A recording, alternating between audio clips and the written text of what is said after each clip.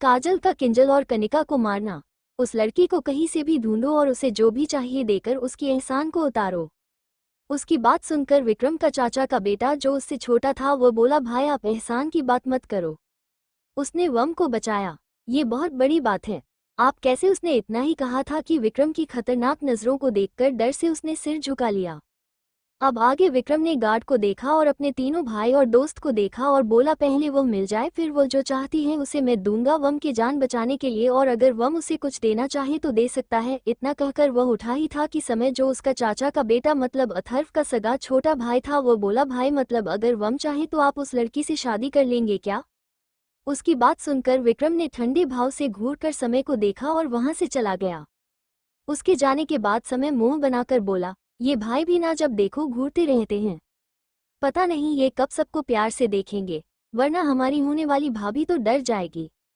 उसकी बात सुनकर वम ने सिर हिला दिया और बोला, भाई आपने सही कहा, देखो कैसे हमेशा गुस्से में रहते हैं, पर अगर वो फाइटिंग परी हमारी भाभी बन गई तो वो भाई को ठीक कर देगी, वो भाई से बिल्कुल भी नहीं डरेगी। उसकी बात सुनकर बाकी सबने सिर हिला दिया।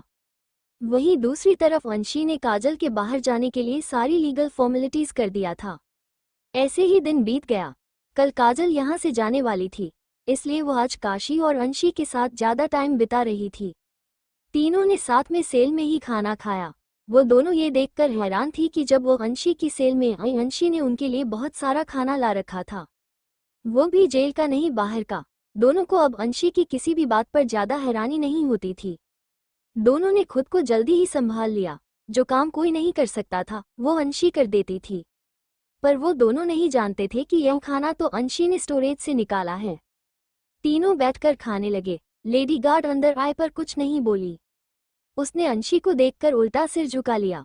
वो जानती थी अंशी के पास सिर्फ पैसा ही नहीं है बल्कि बात पावर भी है। उसने देखा था थोड़ी देर पहले अंशी सेल में नहीं थी ना कहीं और थी। उसे लग रहा था जेल में। बाकी प्रसन्न गार्ड को भी शायद अंशी ने पैसा देकर खरीद लिया है और वो सब अंशी को बाहर जाने देते हैं, और यह सच भी था। अंशी ने दिन में कई प्रेस गार्ड को 10 लाख दिया था ताकि जब वो कभी स्टोरेज स्पेस को यूज करके गायब हो जाए तो सबको लगे कोई ना कोई अंशी को बाहर जाने में मदद कर रहा है। वो सब कभी एक दूसरे से तो नहीं पूछेंगे क्योंकि सबने पैसा लिया है, सब करप्ट है। अंशी को अब सिर्फ पैसों की और मार की भाषा समझ आती थी। खाना खाने के बाद काशी और काजल दोनों अपने सेल में चले गए। अंशी ने लाइट ऑफ होने तक इंतजार किया, फिर अपनी स्पेस लॉकेट का इस्तेमाल करके वहां से गायब हो गई। आज उसे बहुत कुछ करना था। सुबह का वक्त आज काजल वहां से बाहर जा रही थी। उसने अंशी और काशी को हग कर लिया और बोली, मैं तुम दोनों का इंतजार करूंगी बाहर। दोनों ने हमें सिर हिला दिया। जेल का गेट ओपन हुआ और काजल बाहर चली गई। वहीं बाहर अब तक लोग बस काजल के डैड, सतली माँ, बहन और बॉयफ्रेंड को गालियां दे रहे थे। वहीं जेल में इस वक्त सुहान और सतीश एक ही सेल में थे। वहीं उनके सामने वाली दूसरी सेल में कनिका और किंजल थे। कल रात भर वो चारों सोए नहीं थे, बस पतला सा ब्लैंकेट था सेल में, और उन्हें बेड पर सोने की आदत थी, तो भला वो कैसे सो सकते थे? चारों की आंखों के नीचे डार्क सर्कल आ गया था। कनिका चिल्ला रही थी कि उन्हें फोन दिया जाए ताकि वो अपनी एडवोकेट को फिर से कॉल कर सके। उसने सतीश जी को देखा और बोले, सतीश जी कुछ कीजिए, हमारे एडवोकेट को बुलाए। हम हमेशा के लिए तो यहाँ नहीं रह सकते हैं ना। हाँ डैड, मॉम सही कह रही है, आपकी तो इतनी जान पहचान है, आप इन पुलिस वालों को पैसा दे दीजिए, देखना वो हमें जाने देंगे। डैड मुझे इस घटिया बकवास जगह पर और नहीं रहना है, मुझे यहाँ से बाहर जाना है। उन दोनों की बात सुन कर सतीश जी चिल्लाकर बोले, चुप करो, तुम दोनों पागलों की तरह मत चिल्लाओ। तुम्हें क्या लगता है मैं कोशिश नहीं कर रहा हूँ? पर ये लोग पैसा लेकर भी मेरा काम नहीं करेंगे बोल रहे हैं। और जब कल मैंने कॉल किया तो किसी भी लॉयर ने हमारा केस लेने से मना कर दिया, क्योंकि हम पर एक ही केस नहीं है, कई सारी केस है। पहले तो रीता की मौत की केस। ये कहते हुए सतीश की आंखों में कुछ भाव उभर आया। अगर वो कनिका से प्यार ना करते तो शायद वो रीता और अपने बच्चों के साथ खुश होते। उन्होंने जल्दी अपने सिर को झटक दिया और बोले, वो केस कनिका और मुझ पर लगती, कम से कम सुहान और किंजल तो बाहर होते हमारी मदद करने के लिए। पर अब सुहान और किंजल दोनों जेल में हैं।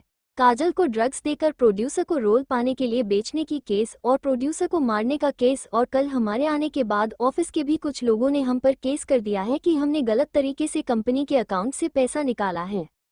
और उसका प्रूफ भी उनके पास है। वो पैसा तुमने निकाला था, है ना कनिका? सतीश जी ने गुस्से से पूछा और बोले, और सुहान, किंजल, तुम दोनों को क्या जरूरत थी ऐसी घटिया काम करने की और उस काजल को उस प्रोड्यूसर को बेचने की कोशिश करने की? अगर तुम सब कुछ दिन शांत रहते तो काजल और सुहान की शादी के बाद सारी प्रॉपर्टी हमारा ही होता। तुम दोनों ने सब कुछ बर्बाद कर दिया। ना ही काजल जेल जाती, ना ही यह सब कुछ होता। डैड, आप उस घटिया लड़की की साइड कैसे ले सकते हो? किंजल गुस्से में बोली। सुहान तो चुप बैठा था। वो किसी बड़े फैमिली का नहीं था। अगर ये लोग बाहर चले गए तो भी उसे सजा मिलने वाली थी। अब उस पछतावा हो रहा था कि क्यों उसने काजल को छोड़कर किंजल को चुना। काजल के नाम सारी प्रॉपर्टी थी। शादी के बाद काजल की आधी प्रॉपर्टी पर उसके पति मतलब उसका हक होता। वो आराम से रह सकता था। काजल तो उसे प्यार भी करती थी। और किंजल को देखकर ही उसका चेहरा ठंडा हो गया।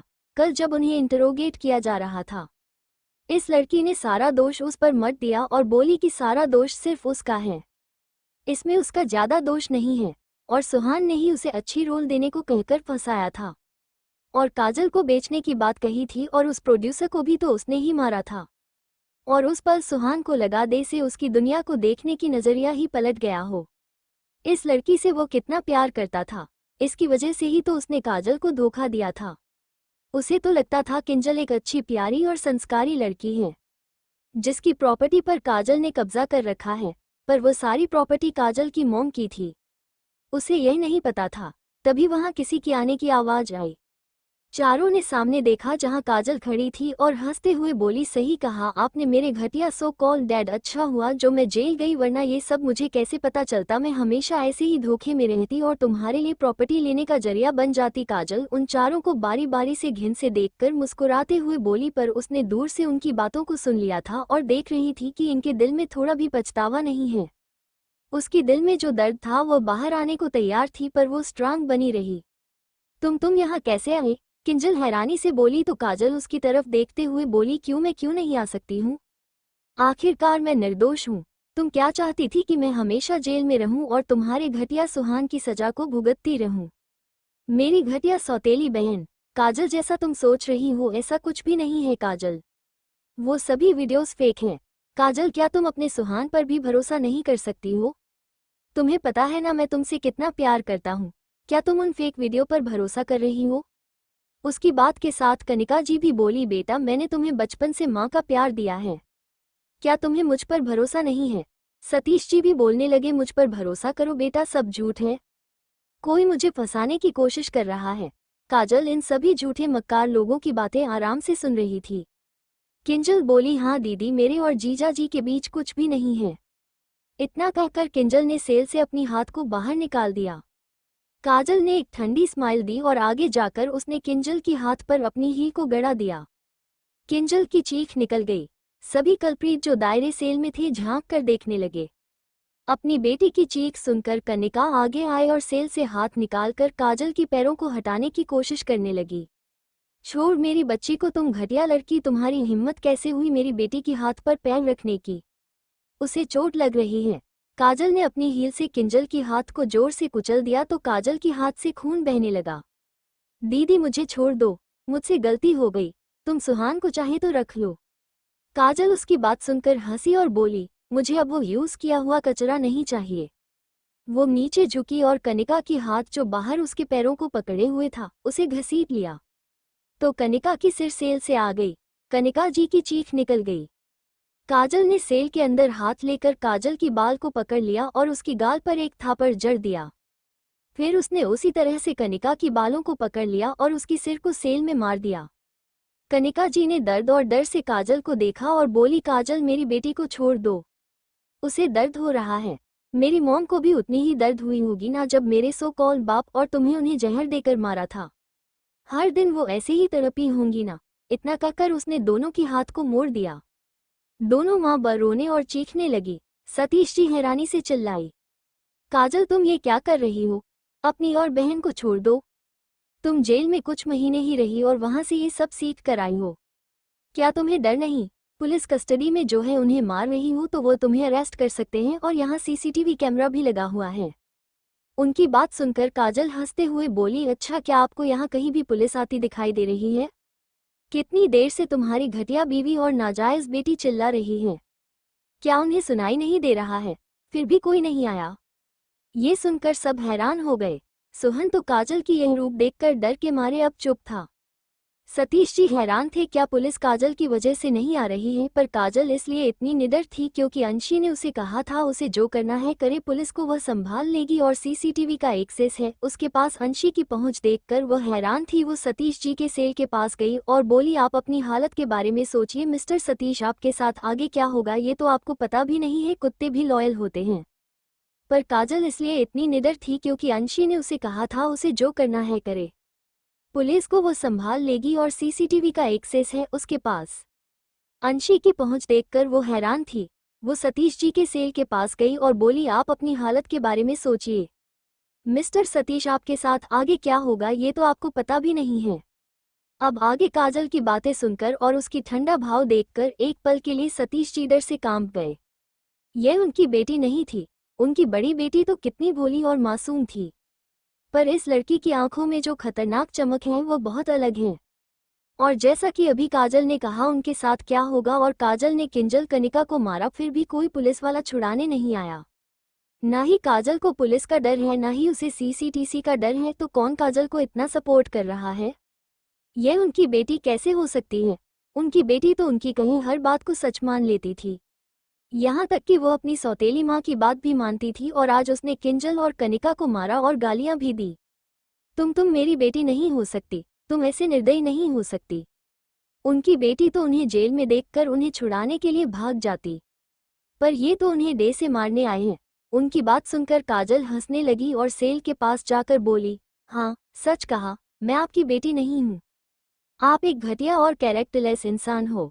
आपने सिर्फ प्रॉपर्टी और अपनी इस रखेल और इस नाजायज कचरे के लिए मेरी मॉम को धोखा दिया। अगर दिया भी तो आपने मेरी मॉम को डिवोर्स क्यों नहीं दिया? आपने उन्हें डिवोर्स देने के बदले मारना चुना, जबकि वो आपके लिए हमेशा से लॉयल थी, आपसे प्यार करती थी। पर आप तो कुत्ते से भी बदतर हैं। कुत्ते भी लॉयल होते हैं। आप किसी कचरे से कम नहीं हैं। मिस्टर सतीश त्रिपाठी ने चाहती हूँ आप, आपकी रिखल, आपकी नाजायज बेटी तीनों जल्दी मेरी मॉम के पास ऊपर जाओ और माफ़ी मांगो। मैंने पढ़ा है उनकी डायरी को, मुझे पता है वो आपसे प्यार करती थी, पर मेरी मॉम को उनकी प्यार के बदले क्या मिला? सिर्फ धोखा। कर देखिए उस औरत को जिसके लिए आपने मॉम को मारा। एक बाजारों और दो कौड़ी की औरत, आप दोनों के बीच बहुत प्यार है ना?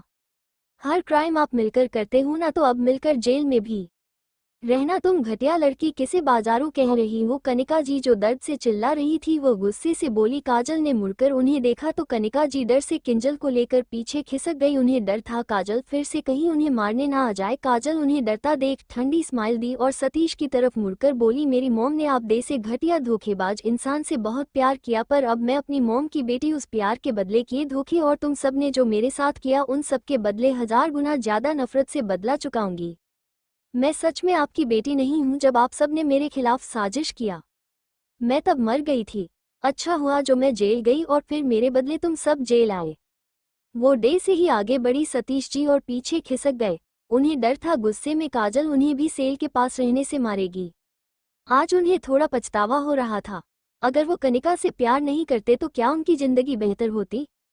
वही सुहान को अब भी उम्मीद थी कि एक बार ही सही काजल उसे माफ कर देगी, क्योंकि उसने तो बस काजल को ड्रग दिया था, उसने उसकी मॉम को नहीं मारा था। इस वक्त काजल सबसे ज्यादा नफरत अपनी मॉम डैड से करती थी। वो डे से ही सेल से काजल अपना हाथ बाहर करके काजल की हाथ को पकड़ने वाला था। काजल ने उसकी उंगलियों को मरोड़ दिया। क्योंकि सुहान सेल में था इसलिए वो काजल के साथ कुछ नहीं कर पा रहा था। तुम अपनी इस कचरे के जैसे गंदे हाथ से मुझे छूना चाहते हो? काजल ने उन सबको देखा और बोली, आगे तुम चारों के साथ जो भी होगा तुम लोग हमेशा याद रखने वाले हो। इतना कहकर उसने घन से देखा और वहां से चली गई। अंशी ने उसे कहा था कि उसने इन लोगों के सारे रास्ते बंद कर दिया है। यहाँ रहकर ये लोग हर दिन टॉर्चर झेलेंगे। वहीं उनके जाने के बाद कनिका चिल्लाने लगी, सतीश देखा तुमने अपनी बेटी को कैसे हमें मार कर गई, क्या अब भी तुम कुछ नहीं करोगे? किंजल भी रोते हुए बोली, हाँ डैड, आपको मेरी और मॉम के लिए बदला लेना होगा। अपनी मूर्ख बीवी और बेवकूफ बेटी की बात सुनकर सतीश चिढ़ गया। उसका भी अच्छा, पर इन दोनों को 2 थापड़ लगाने का मन कर रहा था। वो जेल में बंद थे तो वो भला काजल का क्या बिगाड़ सकते थे। काजल को तो जो कहना था वो कहकर चली गई। चुप करो, क्या तुम्हें समझ में नहीं आ रहा है कि हम इस वक्त कहाँ हैं? अगर मैं तुम्हें नहीं चुनता तो आज ये सब नहीं होता, वो कनिका को देखकर गुस्से से बोले। उनकी बात सुनकर कनिका हैरान रह गई। किंजल भी हैरान हो गई जो दर्द से कराह रही थी। दोनों की ही हाथ से खून बह रहा था और गाल सूजे हुए थे। सुहान समझ गया था उसकी जिंदगी और बर्बाद हो चुकी है। पैसों की वजह से उसने गलत लड़की को चुन लिया है। वहीं बाकी लोगों का तो मजा था। वो इन सब की फैमिली ड्रामा को एंजॉय कर रहे थे और बीच बीच में सतीश, कनिका और सुहान किंजल का मजाक भी उड़ा रहे थे। तभी कुछ पुलिस वाले वहां आए। उनमें 2 लेडी कांस्टेबल थी जो किंजल और कनिका की सेल में चली गई, और 2 पुलिस वाले सतीश और सुहान की सेल में चले गए। चारों को वो सब घसीटकर इंटरोगेशन रूम में ले गए, जबकि उन्होंने पहले ही अपनी गलतियों को मान लिया था। सिर्फ सतीश जी और कनिका जी ने अब तक उन्होंने रीता जी को मारा है, यह एक्सेप्ट नहीं किया था। 1 घंटे बाद चारों को लाकर फिर से सेल में फेंक दिया, पर उन चारों की हालत बहुत खराब थी। सुहान तो पहचान में भी नहीं आ रहा था। उसका फेस पूरी तरह से सुजा हुआ था, हाथ पैर से खून बह रहा था। सतीश का तो उससे भी बुरा हाल था, वो तो आंखें भी नहीं खोल पा रहा था। अब जाकर उसे एहसास हुआ कि काजल ने क्यों कहा था कि आप अपनी हालत के बारे में सोचिए, आगे आपके साथ क्या होगा। वहीं कनिका और किंजल दोनों रो रही थी। आज से पेज उन्हें इतनी मार कभी नहीं पड़ी थी। वो तो आराम से रहते थे, उन्हें इन सब की आदत नहीं थी। वहीं दूसरी तरफ जब रात हुआ, अंशी फिर से अपनी स्पेस स्टोरेज के जरिए गायब हो गई। इस वक्त वो एक क्लब में थी। उसकी होठों पर एक ठंडी मुस्कान खिल गई। उसकी आंखों में ऐसी चमक थी मानो उसमें एक दुनिया समाई हो। वो वहां से एक एक प्राइवेट रूम में चली गई। कुछ देर बाद एक लड़का उस प्राइवेट रूम में नॉक करके अंदर आया, जो दिखने में 20 साल का लग रहा था। उसने इधर उधर देखा, अंदर से लड़की की ही आवाज आई थी। तभी उसकी नज़र अंशी पर पड़ी। अंशी सोफे पर बैठी थी। अंशी ने उसे बैठने के लिए बोला तो हिचकिचाते हुए उसे देखकर वो लड़का भी जाकर सामने बैठ गया और बोला, मेरी मदद करने के लिए थैंक्स। अंशी ने सिर उठाया। वो लड़का हैरान हो गया। भले ही अंशी के चेहरे पर मास्क था, पर अंशी की आंखें जो इस वक्त चमक रही थी, उसकी ओरा भयानक था, और उसकी जैड जैसी सफ़ेद हाथ जो टेबल पर हल्के से टैप कर रहे थे, सब कुछ अट्रैक्टिव था। ईशानी ने उसे देखा तो उसे ऐसा लगा जैसे ये लड़की उसके अंदर दिमाग में भी झांक सकती है। अंशी कुछ नहीं बोली और सामने टेबल पर रखे पेनड्राइव को उसने उठाया और बोली, इन सब पर मेरे लिए नज़र रखो, हर महीने पैसे तुम्हारे बैंक अकाउंट में पहुंच जाएगा।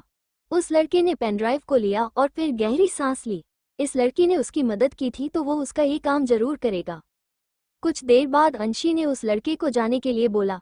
उस लड़के के जाने के बाद अंशी की मुस्कान और भी ठंडी हो गई और वो हंसते हुए बोली, देसाई फैमिली, पहले झटके के लिए तैयार रहो। 3 दिन बाद तुम्हारी प्यारी बेटी राजश्री के लिए पार्टी है ना, क्योंकि मैं इतनी अच्छी हूँ इसलिए अब से 1 साल तक मैं तुम लोगों को अपनी बेटी के लिए किए हर सेलिब्रेशन, पार्टी और ओकेजन के टाइम एक एक गिफ्ट दूंगी, ताकि तुम लोगों की हर सेलिब्रेशन और भी मज़ेदार बन जाए। 3 दिन बाद राजश्री के लिए सेलिब्रेशन पार्टी थी, क्योंकि राजश्री ने एक मूवी साइन किया है। पिछली जिंदगी में भी ऐसी ही पार्टी थी। जब वो जेल में आई उससे पहले ही इस बारे में जानती थी कि देसाई फैमिली अपनी प्रिंसेस के लिए पार्टी ऑर्गेनाइज करने वाला है। अंशी डे से आए ठीक वैसे ही रात के अंधेरे में डे से हवा की तरह गायब हो गई। प्रधान फैमिली की म्यूज काशी की बेटी प्रियांशी 3 दिन बाद राजश्री के लिए सेलिब्रेशन पार्टी थी, क्योंकि राजश्री ने एक मूवी साइन किया है। पिछली जिंदगी में भी ऐसी ही पार्टी थी। जब वो जेल में आई उससे पहले ही इस बारे में जानती थी कि देसाई फैमिली अपनी प्रिंसेस के लिए पार्टी ऑर्गेनाइज करने वाला है। अंशी डे से आए ठीक वैसे ही रात के अंधेरे में डे से हवा की तरह गायब हो गई। अब आगे अगले दिन सुबह के वक्त 10 बजे तक एक न्यूज़ सोशल मीडिया पर वायरल हो रही थी। यह एक सीसीटीवी फुटेज था जहां एक औरत एक छोटी सी 12-13 साल की बच्ची को मार रही थी। वहीं दूसरी वीडियो में उसे खाना देने से भी मना कर रही थी।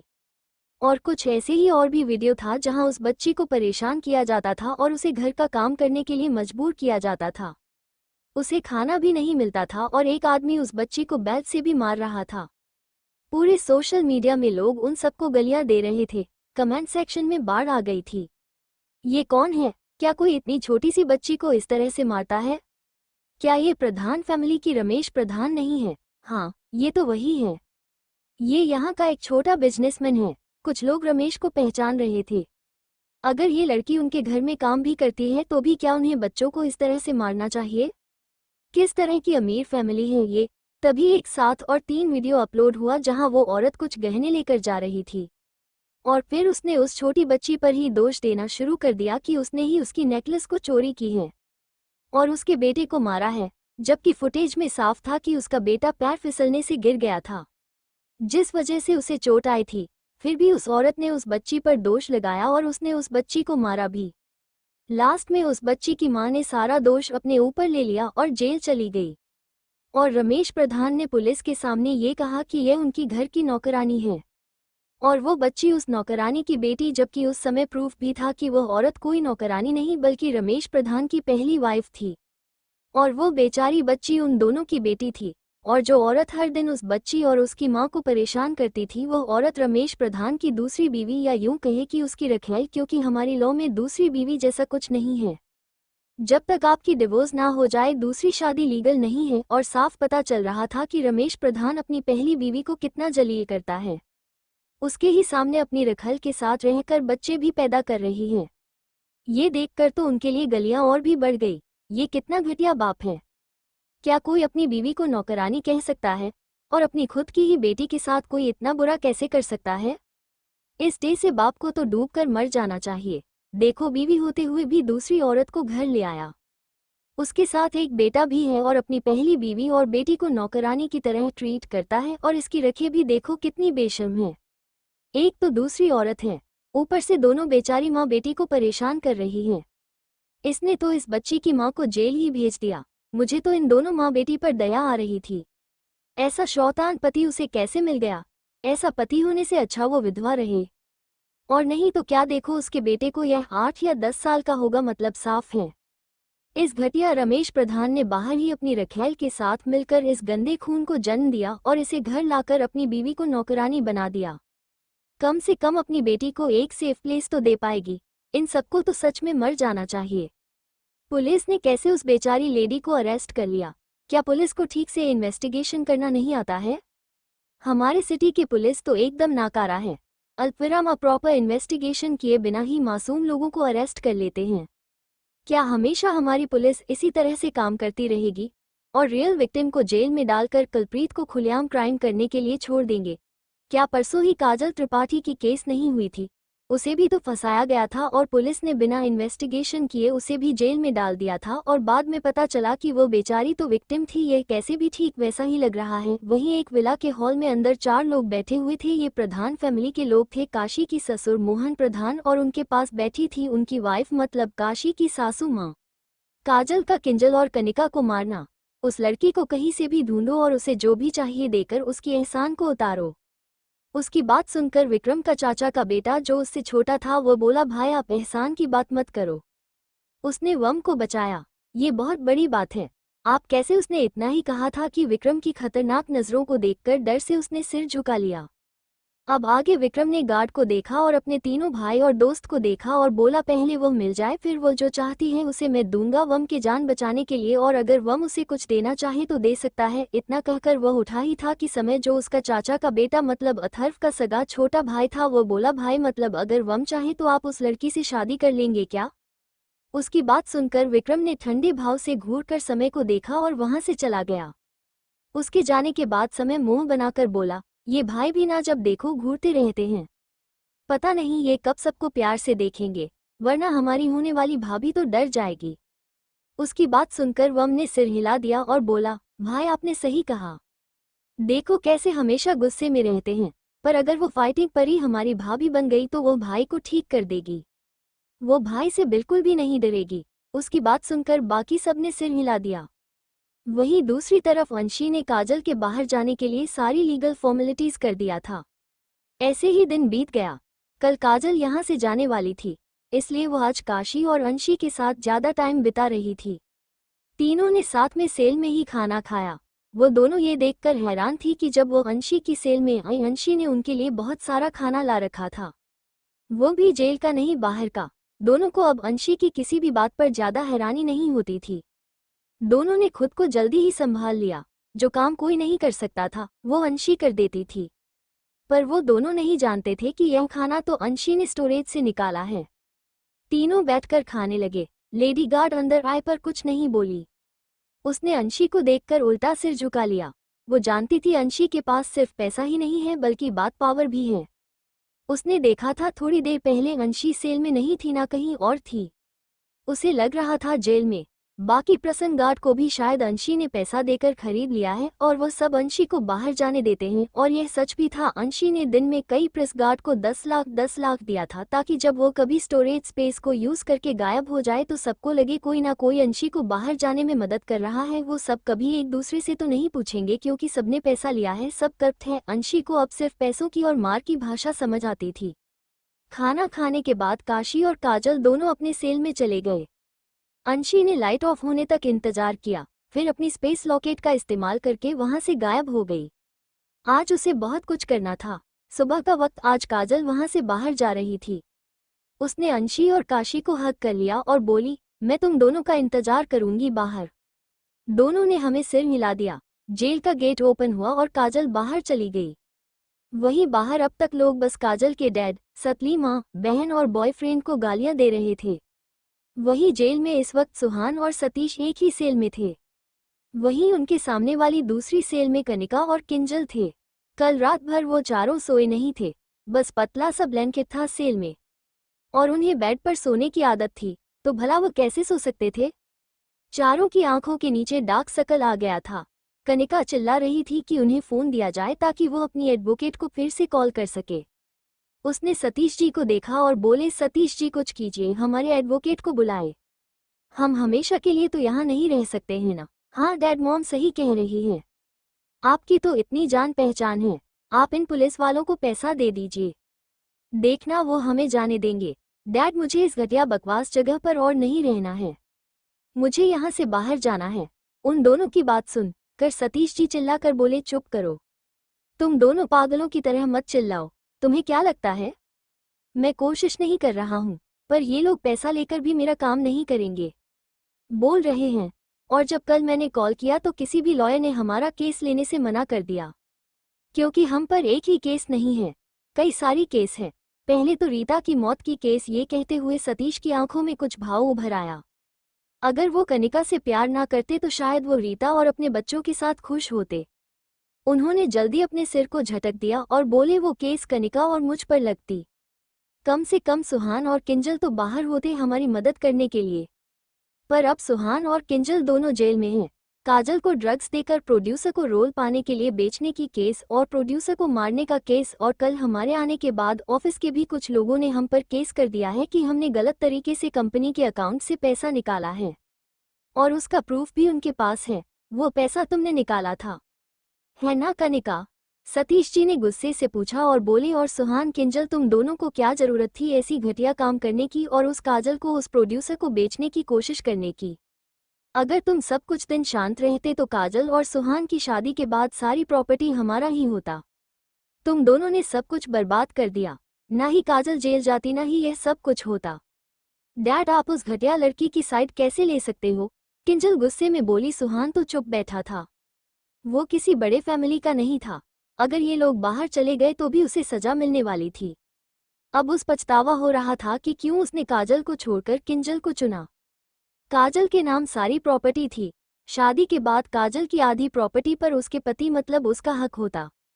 वो आराम से रह सकता था। काजल तो उसे प्यार भी करती थी। और किंजल को देखकर ही उसका चेहरा ठंडा हो गया। कल जब उन्हें इंटरोगेट किया जा रहा था, इस लड़की ने सारा दोष उस पर मत दिया और बोली कि सारा दोष सिर्फ उसका है, इसमें उसका ज्यादा दोष नहीं है। और सुहान ने ही उसे अच्छी रोल देने को कहकर फंसाया था और काजल को बेचने की बात कही थी और उस प्रोड्यूसर को भी तो उसने ही मारा था। और उस पल सुहान को लगा दे से उसकी दुनिया को देखने की नजरिया ही पलट गया हो। इस लड़की से वो कितना प्यार करता था, इसकी वजह से ही तो उसने काजल को धोखा दिया था। उसे तो लगता था किंजल एक अच्छी प्यारी और संस्कारी लड़की है जिसकी प्रॉपर्टी पर काजल ने कब्जा कर रखा है, पर वो सारी प्रॉपर्टी काजल की मॉम की थी। उसे यह नहीं पता था। तभी वहां किसी की आने की आवाज आई। चारों ने सामने देखा जहां काजल खड़ी थी और हंसते हुए बोली, सही कहा आपने मेरे घटिया सो कॉल्ड डैड, अच्छा हुआ जो मैं जेल गई, वरना ये सब मुझे कैसे पता चलता। मैं हमेशा ऐसे ही धोखे में रहती और तुम्हारे लिए प्रॉपर्टी लेने का जरिया बन जाती। काजल उन चारों को बारी बारी से घिन से देखकर मुस्कुराते हुए बोली, पर उसने दूर से उनकी बातों को सुन लिया था और देख रही थी कि इनके दिल में थोड़ा भी पछतावा नहीं है। उसकी दिल में जो दर्द था वो बाहर आने को तैयार थी, पर वो स्ट्रांग बनी रही। तुम यहाँ कैसे आए? किंजल हैरानी से बोली तो काजल उसकी तरफ देखते हुए बोली, मैं क्यों नहीं आ सकती हूँ? आखिरकार मैं निर्दोष हूँ। तुम क्या चाहती थी कि मैं हमेशा जेल में रहूं और तुम्हारे घटिया सुहान की सजा को भुगतती रहूं? मेरी घटिया सौतेली बहन, काजल जैसा तुम सोच रही हो ऐसा कुछ भी नहीं है काजल। वो सभी वीडियोस फेक हैं। काजल, क्या तुम अपने सुहान पर भी भरोसा नहीं कर सकती हो? तुम्हें पता है ना मैं तुमसे कितना प्यार करता हूँ।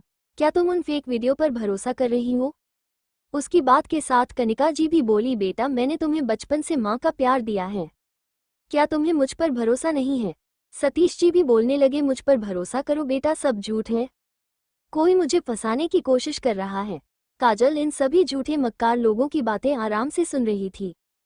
किंजल बोली, हाँ दीदी, मेरे और जीजा जी के बीच कुछ भी नहीं है।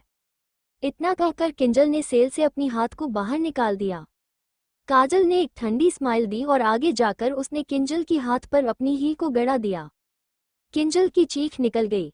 सभी कल्प्रीट जो दायरे सेल में थे झांक कर देखने लगे। अपनी बेटी की चीख सुनकर कनिका आगे आए और सेल से हाथ निकालकर काजल की पैरों को हटाने की कोशिश करने लगी। छोड़ मेरी बच्ची को, तुम घटिया लड़की, तुम्हारी हिम्मत कैसे हुई मेरी बेटी की हाथ पर पैर रखने की? उसे चोट लग रही है। काजल ने अपनी हील से किंजल की हाथ को जोर से कुचल दिया तो काजल की हाथ से खून बहने लगा। दीदी मुझे छोड़ दो, मुझसे गलती हो गई, तुम सुहान को चाहे तो रख लो। काजल उसकी बात सुनकर हंसी और बोली, मुझे अब वो यूज किया हुआ कचरा नहीं चाहिए। वो नीचे झुकी और कनिका की हाथ जो बाहर उसके पैरों को पकड़े हुए था उसे घसीट लिया तो कनिका की सिर सेल से आ गई। कनिका जी की चीख निकल गई। काजल ने सेल के अंदर हाथ लेकर काजल की बाल को पकड़ लिया और उसकी गाल पर एक थापड़ जड़ दिया। फिर उसने उसी तरह से कनिका की बालों को पकड़ लिया और उसकी सिर को सेल में मार दिया। कनिका जी ने दर्द और डर से काजल को देखा और बोली, काजल मेरी बेटी को छोड़ दो, उसे दर्द हो रहा है। मेरी मॉम को भी उतनी ही दर्द हुई होगी ना जब मेरे सो कॉल बाप और तुम्हें उन्हें जहर देकर मारा था। हर दिन वो ऐसे ही तड़पी होंगी ना। इतना कहकर उसने दोनों की हाथ को मोड़ दिया। दोनों माँ रोने और चीखने लगी। सतीश जी हैरानी से चिल्लाई, काजल तुम ये क्या कर रही हो? अपनी और बहन को छोड़ दो।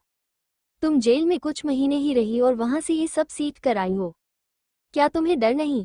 पुलिस कस्टडी में जो है उन्हें मार रही हो तो वो तुम्हें अरेस्ट कर सकते हैं और यहाँ सीसीटीवी कैमरा भी लगा हुआ है। उनकी बात सुनकर काजल हंसते हुए बोली, अच्छा क्या आपको यहाँ कहीं भी पुलिस आती दिखाई दे रही है? कितनी देर से तुम्हारी घटिया बीवी और नाजायज बेटी चिल्ला रही है, क्या उन्हें सुनाई नहीं दे रहा है? फिर भी कोई नहीं आया। ये सुनकर सब हैरान हो गए। सोहन तो काजल की यह रूप देखकर डर के मारे अब चुप था। सतीश जी हैरान थे, क्या पुलिस काजल की वजह से नहीं आ रही है? पर काजल इसलिए इतनी निडर थी क्योंकि अंशी ने उसे कहा था उसे जो करना है करे, पुलिस को वह संभाल लेगी और सीसीटीवी का एक्सेस है उसके पास। अंशी की पहुंच देखकर वह हैरान थी। वो सतीश जी के सेल के पास गई और बोली, आप अपनी हालत के बारे में सोचिए मिस्टर सतीश, आपके साथ आगे क्या होगा ये तो आपको पता भी नहीं है। कुत्ते भी लॉयल होते हैं। पर काजल इसलिए इतनी निडर थी क्योंकि अंशी ने उसे कहा था उसे जो करना है करे, पुलिस को वो संभाल लेगी और सीसीटीवी का एक्सेस है उसके पास। अंशी की पहुंच देखकर वो हैरान थी।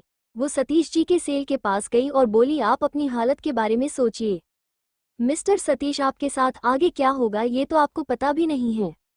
अब आगे काजल की बातें सुनकर और उसकी ठंडा भाव देखकर एक पल के लिए सतीश जी डर से कांप गए।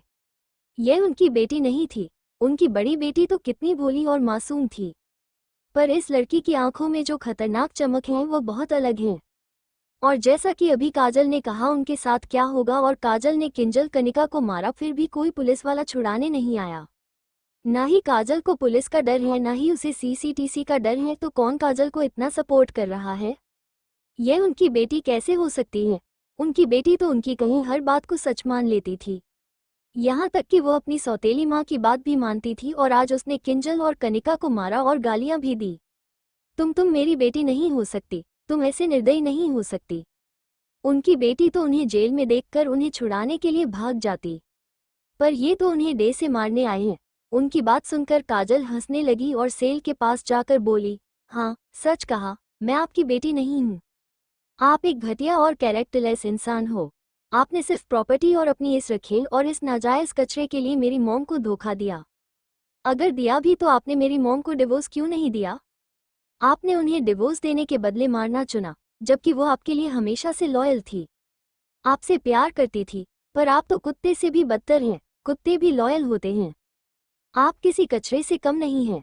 मिस्टर सतीश त्रिपाठी ने चाहती हूँ आप आपकी रिखल, आपकी नाजायज बेटी तीनों जल्दी मेरी मॉम के पास ऊपर जाओ और माफ़ी मांगो। मैंने पढ़ा है उनकी डायरी को, मुझे पता है वो आपसे प्यार करती थी, पर मेरी मॉम को उनकी प्यार के बदले क्या मिला? सिर्फ धोखा। कर देखिए उस औरत को जिसके लिए आपने मॉम को मारा। एक बाजारों और दो कौड़ी की औरत, आप दोनों के बीच बहुत प्यार है ना? हर क्राइम आप मिलकर करते हो ना, तो अब मिलकर जेल में भी रहना। तुम घटिया लड़की, किसे बाजारू कह रही हो? कनिका जी जो दर्द से चिल्ला रही थी वो गुस्से से बोली। काजल ने मुड़कर उन्हें देखा तो कनिका जी डर से किंजल को लेकर पीछे खिसक गई। उन्हें डर था काजल फिर से कहीं उन्हें मारने ना आ जाए। काजल उन्हें डरता देख ठंडी स्माइल दी और सतीश की तरफ मुड़कर बोली, मेरी मोम ने आप दे से घटिया धोखेबाज इंसान से बहुत प्यार किया, पर अब मैं अपनी मोम की बेटी उस प्यार के बदले किए धोखे और तुम सब ने जो मेरे साथ किया उन सब के बदले 1000 गुना ज्यादा नफरत से बदला चुकाऊंगी। मैं सच में आपकी बेटी नहीं हूं। जब आप सब ने मेरे खिलाफ साजिश किया मैं तब मर गई थी। अच्छा हुआ जो मैं जेल गई और फिर मेरे बदले तुम सब जेल आए। वो डे से ही आगे बढ़ी सतीश जी और पीछे खिसक गए। उन्हें डर था गुस्से में काजल उन्हें भी सेल के पास रहने से मारेगी। आज उन्हें थोड़ा पछतावा हो रहा था। अगर वो कनिका से प्यार नहीं करते तो क्या उनकी जिंदगी बेहतर होती? वही सुहान को अब भी उम्मीद थी कि एक बार ही सही काजल उसे माफ कर देगी, क्योंकि उसने तो बस काजल को ड्रग दिया था, उसने उसकी मॉम को नहीं मारा था। इस वक्त काजल सबसे ज्यादा नफरत अपनी मॉम डैड से करती थी। वो डे से ही सेल से काजल अपना हाथ बाहर करके काजल की हाथ को पकड़ने वाला था। काजल ने उसकी उंगलियों को मरोड़ दिया। क्योंकि सुहान सेल में था इसलिए वो काजल के साथ कुछ नहीं कर पा रहा था। तुम अपनी इस कचरे के जैसे गंदे हाथ से मुझे छूना चाहते हो? काजल ने उन सबको देखा और बोली, आगे तुम चारों के साथ जो भी होगा तुम लोग हमेशा याद रखने वाले हो। इतना कहकर उसने घन से देखा और वहां से चली गई। अंशी ने उसे कहा था कि उसने इन लोगों के सारे रास्ते बंद कर दिया है। यहाँ रहकर ये लोग हर दिन टॉर्चर झेलेंगे। वहीं उनके जाने के बाद कनिका चिल्लाने लगी, सतीश देखा तुमने अपनी बेटी को कैसे हमें मार कर गई, क्या अब भी तुम कुछ नहीं करोगे? किंजल भी रोते हुए बोली, हाँ डैड, आपको मेरी और मॉम के लिए बदला लेना होगा। अपनी मूर्ख बीवी और बेवकूफ बेटी की बात सुनकर सतीश चिढ़ गया। उसका भी अच्छा, पर इन दोनों को 2 थापड़ लगाने का मन कर रहा था। वो जेल में बंद थे तो वो भला काजल का क्या बिगाड़ सकते थे? काजल को तो जो कहना था वो कहकर चली गई। चुप करो, क्या तुम्हें समझ में नहीं आ रहा है कि हम इस वक्त कहाँ हैं? अगर मैं तुम्हें नहीं चुनता तो आज ये सब नहीं होता। वो कनिका को देखकर गुस्से से बोले। उनकी बात सुनकर कनिका हैरान रह गई। किंजल भी हैरान हो गई जो दर्द से कराह रही थी। दोनों की ही हाथ से खून बह रहा था और गाल सूजे हुए थे।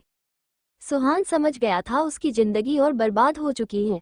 पैसों की वजह से उसने गलत लड़की को चुन लिया है। वहीं बाकी लोगों का तो मजा था। वो इन सबकी फैमिली ड्रामा को एंजॉय कर रहे थे और बीच बीच में सतीश, कनिका और सुहान किंजल का मजाक भी उड़ा रहे थे। तभी कुछ पुलिस वाले वहां आए। उनमें 2 लेडी कांस्टेबल थी जो किंजल और कनिका की सेल में चली गई, और 2 पुलिस वाले सतीश और सुहान की सेल में चले गए। चारों को वो सब घसीटकर इंटरोगेशन रूम में ले गए, जबकि उन्होंने पहले ही अपनी गलतियों को मान लिया था। सिर्फ सतीश जी और कनिका जी ने अब तक उन्होंने रीता जी को मारा है, यह एक्सेप्ट नहीं किया था।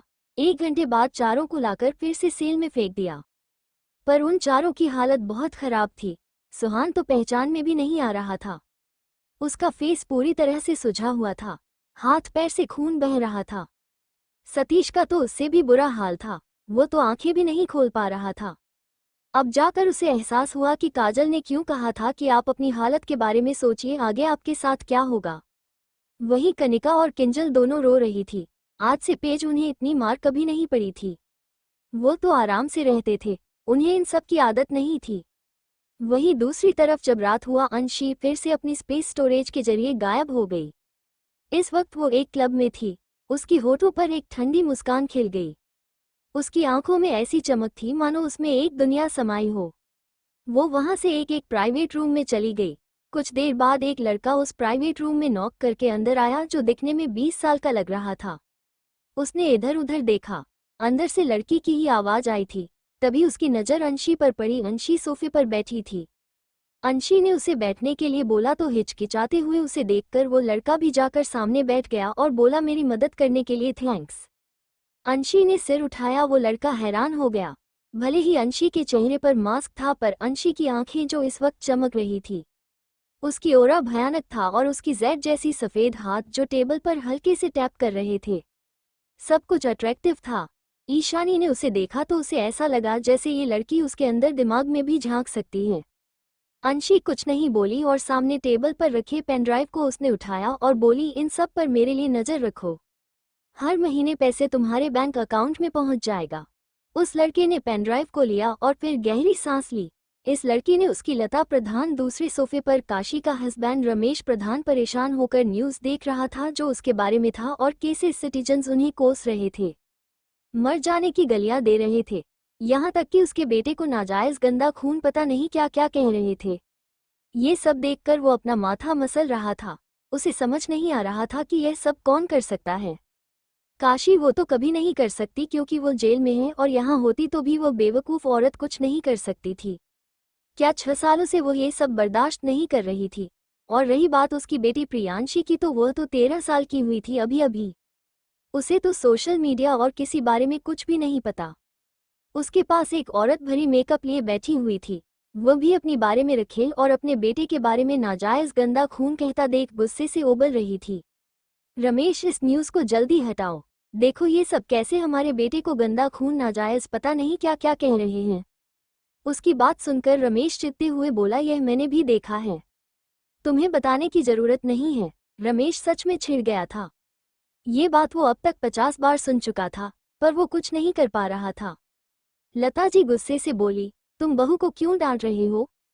उसने हमें एक प्यारा पोता दिया है वंश को आगे बढ़ाने के लिए। उस कालमोही काशी ने बस एक लड़की पैदा करके हमारे सिर पर बोझ बना दिया। मोहन जी भी बोले, लता सही कह रही है, तुम्हें इस न्यूज़ को हटाना होगा। मैं नहीं चाहता हूं कि हमारे खानदान की बारिश को लोग नाजायज कहें। वो इस न्यूज़ को नहीं हटा सकता था। तभी उसकी नज़र प्रियांशी पर पड़ी, जिसे उसका 9 साल का बेटा घसीटते हुए लेकर आ रहा था। उसे देखते ही सबको गुस्सा आ गया। यह मनहूस लड़की, सब इसकी वजह से ही हो रहा है। यह नहीं होती तो सब ठीक होता। मीता गुस्से से बोली। वहीं उसका बेटा प्रदीप भी अपनी माँ और बाप पर गया था। उसने प्रियांशी को धक्का दे दिया। भले ही प्रियांशी 13 साल की थी, वो बिल्कुल कुपोषित और बीमारी दिखाई दे रही थी, और प्रदीप भले ही 9 साल का था, फिर भी वो बहुत हेल्थी था और सबकी प्यार की वजह से बिगड़ गया था। मॉम डैड देखो, मैं प्रिया को मेरे रूम को अच्छे से साफ करने को कह रहा हूँ, पर यह साफ नहीं कर रही है। कह रही है इसकी तबीयत खराब है। उसे अपनी बड़ी बहन के लिए कोई प्यार या इज्जत नहीं था। उसकी बात सुनकर मीता गुस्से से बोली, मेरे बच्चे ने बस रूम साफ करने को कहा, तू इतना भी नहीं कर पा रही है क्या? तेरे हाथ टूट गए हैं? तेरी माँ नहीं है तो उसकी काम कौन करेगा? रमेश भी गुस्से में बोला, ये लड़की मनहूस है, जब से पैदा हुई है कुछ अच्छा नहीं हुआ। हमारा बिजनेस तो लॉस में जा रहा था। हमारा बच्चा दीपक जब घर में आया तब से हमारी बिजनेस अच्छा ग्रो कर रही है, और यह और इसकी माँ बस घर बैठकर खाना जानते हैं। उनकी इतनी सारी कड़वी बातें सुनकर प्रियांशी सहम गई। बचपन से ही उसने अपनी माँ को इन सबके हाथों मार खाता देखा था। उसे तो उसकी माँ बचा लेती थी, पर उसकी हिस्से की मार उसकी माँ को खानी पड़ती थी।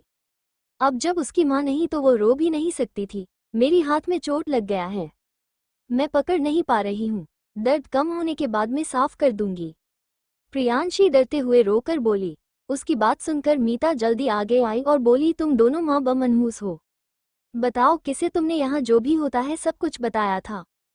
तुम्हारी वो बेवकूफ़ नौकरानी माँ तो यहाँ नहीं है, तो तुमने ही बताया होगा। अब मीता प्रियांशी पर ही अपना गुस्सा निकालना चाहती थी। उसने एक थापड़ गुस्से से प्रियांशी की गाल पर जड़ दिया। प्रियांशी जो इतनी कमजोर थी, उसकी गाल दर्द कर रहा था। वो डर से और भी रोने लगी। वही रमेश या किसी ने भी मीता को रोकने की कोशिश नहीं की। मीता उन सबकी सपोर्ट से ही तो काशी और प्रियांशी को हमेशा परेशान करती रहती थी।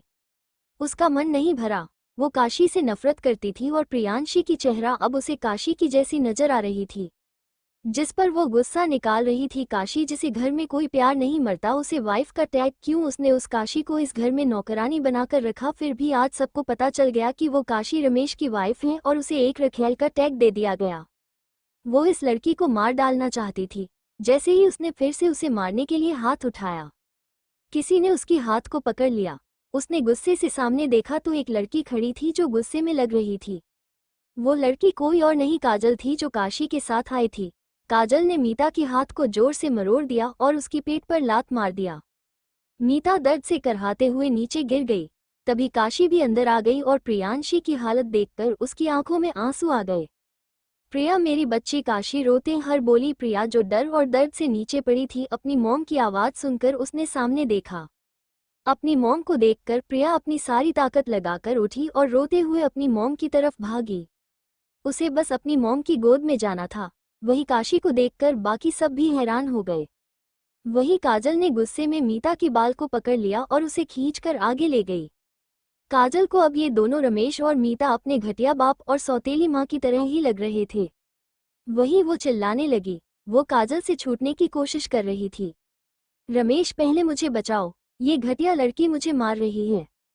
क्या तुम्हें दिखाई नहीं दे रहा है? मीता गुस्से से बोली। सबको मार पड़ना, डिवोर्स। वही काजल ने गुस्से में मीता की बाल को पकड़ लिया और उसे खींचकर आगे ले गई। काजल को अब ये दोनों रमेश और मीता अपने घटिया बाप और सौतेली माँ की तरह ही लग रहे थे। वही वो चिल्लाने लगी। वो काजल से छूटने की कोशिश कर रही थी।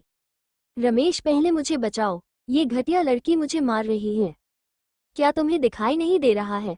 मीता गुस्से से बोली। अब आगे मीता की आवाज़ से रमेश और बाकी सब होश में आए। रमेश मीता को बचाने के लिए आगे भागा। तभी दीपक गुस्से में आगे बढ़ते हुए बोला, तुम घटिया औरत, तुमने मेरी मॉम को मारा। दीपक की लैंग्वेज बिल्कुल अपनी मॉम की तरह थी। वो काजल को मारने के लिए दौड़ा।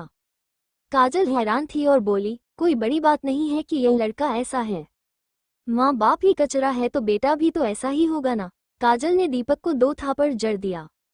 दीपक, जिसे बचपन से आज तक लाड़ प्यार से बड़ा किया गया था, आज तक किसी ने भी उसके ऊपर हाथ नहीं उठाया था, वही था जो हमेशा प्रिया और यहाँ तक कि अपनी मॉम डैड के साथ मिलकर काशी पर भी हाथ उठाता था।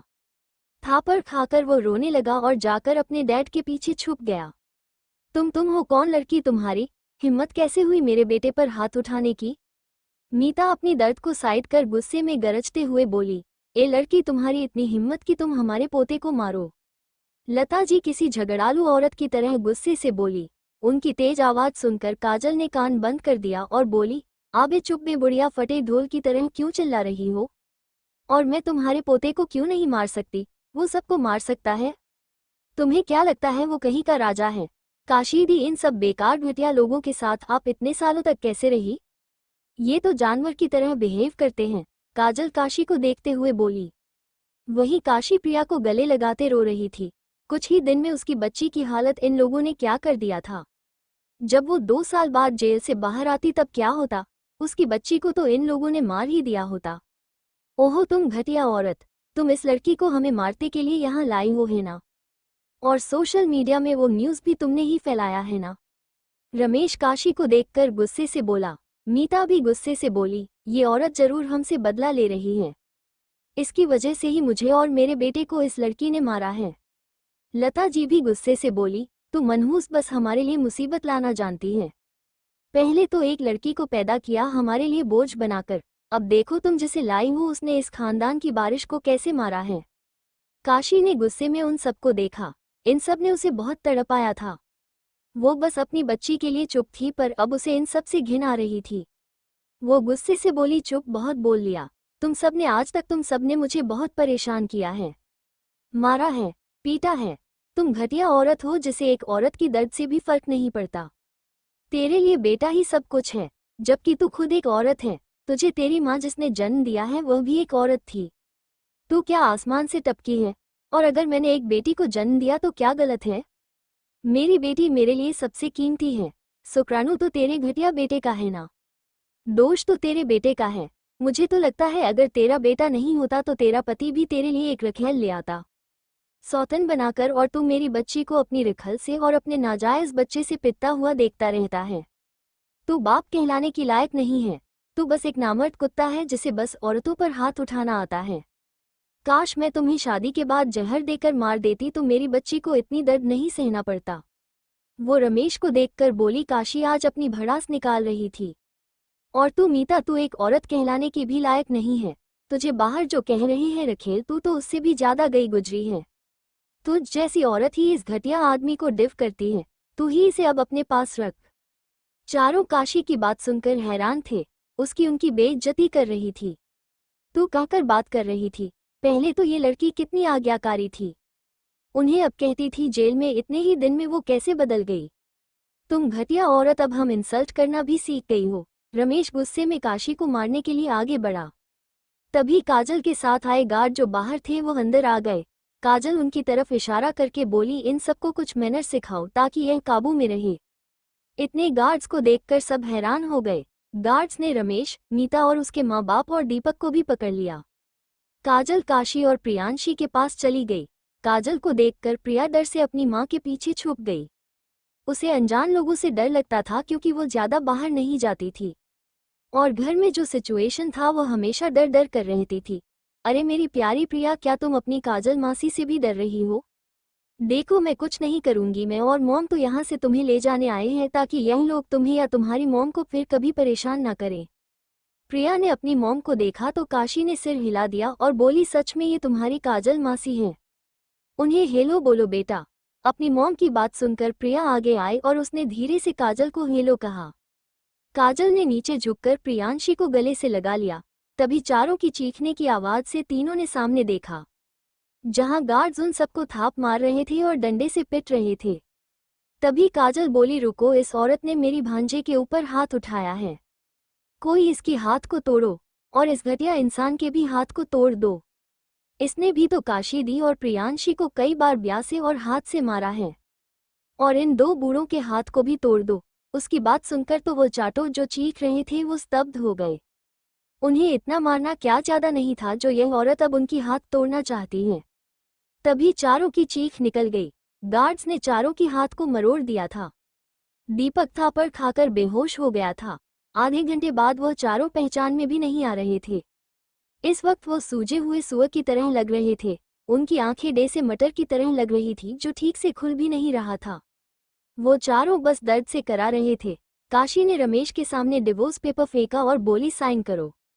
यह क्या है? तुम मेरी प्रॉपर्टी चाहती हो? इतना सब कुछ करके मन नहीं भरा? रमेश फिर भी गुस्से से बोला। काजल सामने आए और बोली, आबे सुअर की औलाद, ये डिवोर्स पेपर है। काशी दी को तुम्हारी प्रॉपर्टी की कोई जरूरत नहीं है। अपनी मटर जैसी आंखें खोल और देख ठीक से। उसकी बात सुनकर रमेश हैरान हो गया। उसने डिवोर्स पेपर को मुश्किल से पढ़ा और बोला, तुम्हें मैं बिल्कुल डिवोर्स नहीं दूंगा। वो जानता था काशी डिवोर्स लेगी तो चली जाएगी। वो एक मुफ्त की नौकरानी को छोड़ना नहीं चाहता था। काजल ने डंडे से उसके टूटे हाथ पर मारा और बोली, साइन कर, तेरे बकवास सुनने नहीं आए हैं हम यहाँ। रमेश की चीख निकल गई। लता डरते हुए बोली, बेटा साइन कर दे, इस औरत से छुटकारा मिल जाएगा। रमेश के पास अब कोई और ऑप्शन नहीं था। उसने मुश्किल से टूटे हाथ से साइन किया तो काजल हंसते हुए बोली, हो गया।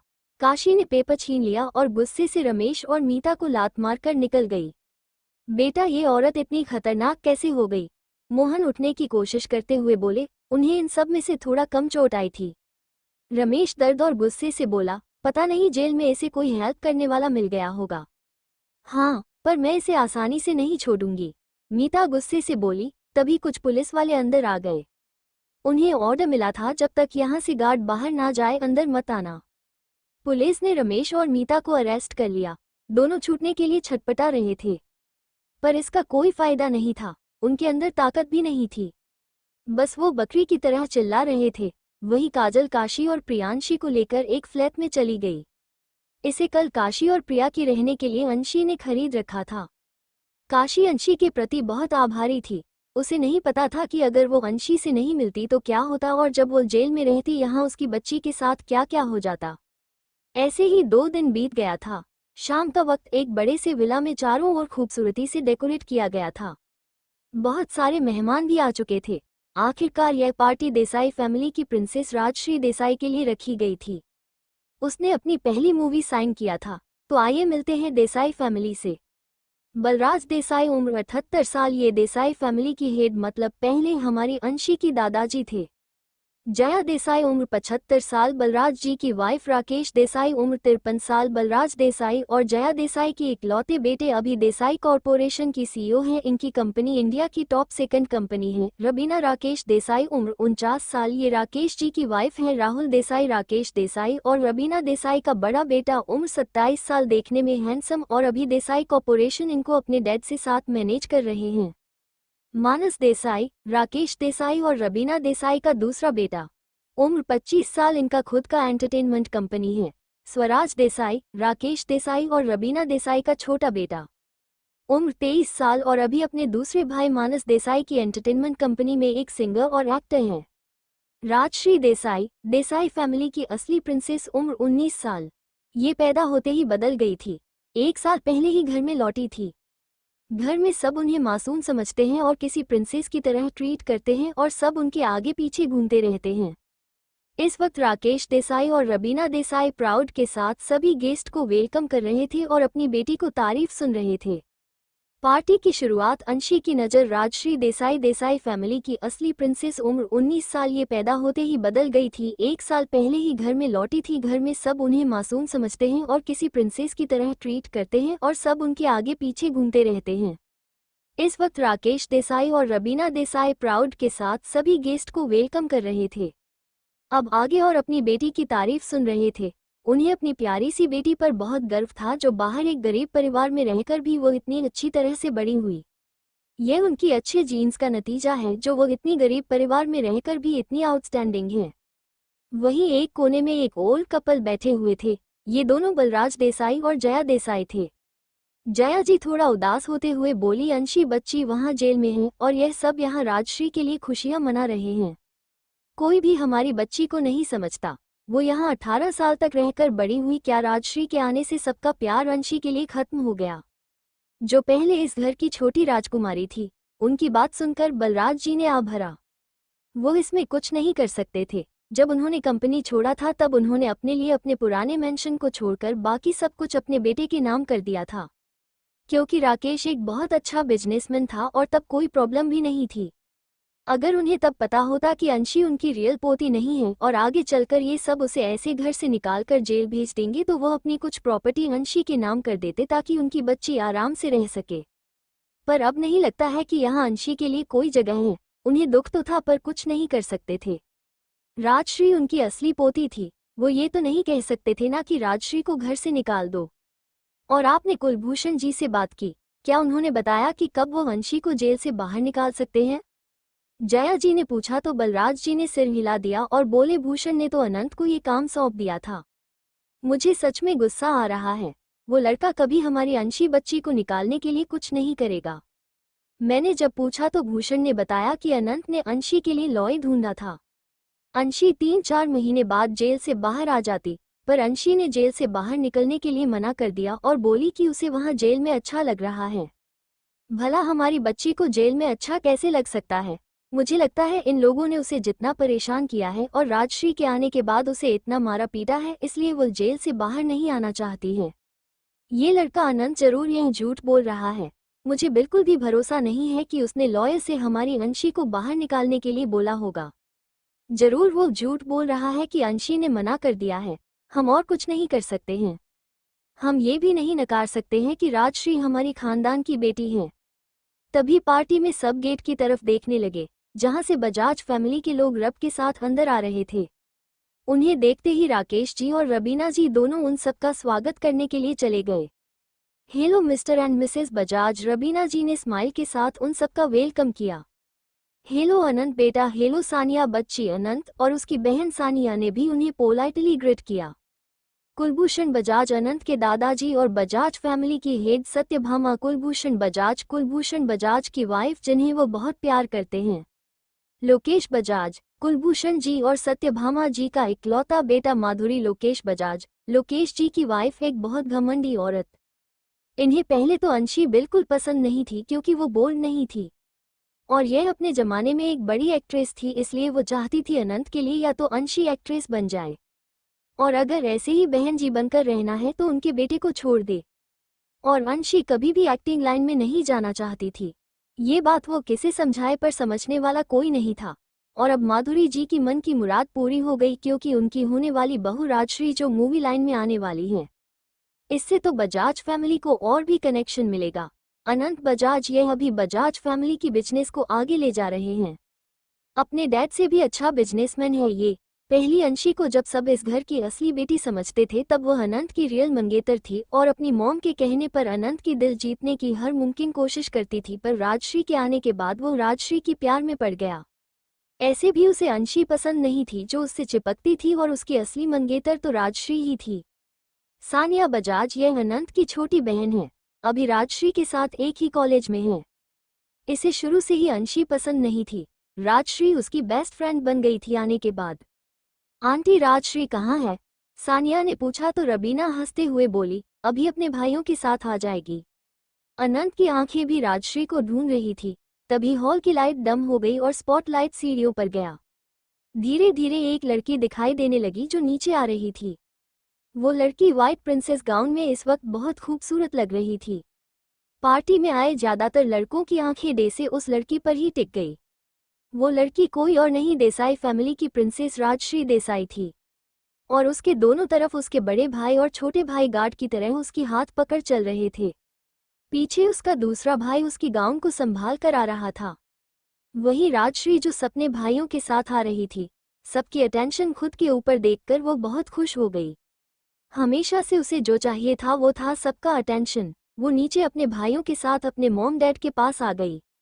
सानिया ने उसे गले से लगा लिया और बोली, तुम बहुत खूबसूरत लग रही हो राज। तुम भी बहुत खूबसूरत लग रही हो।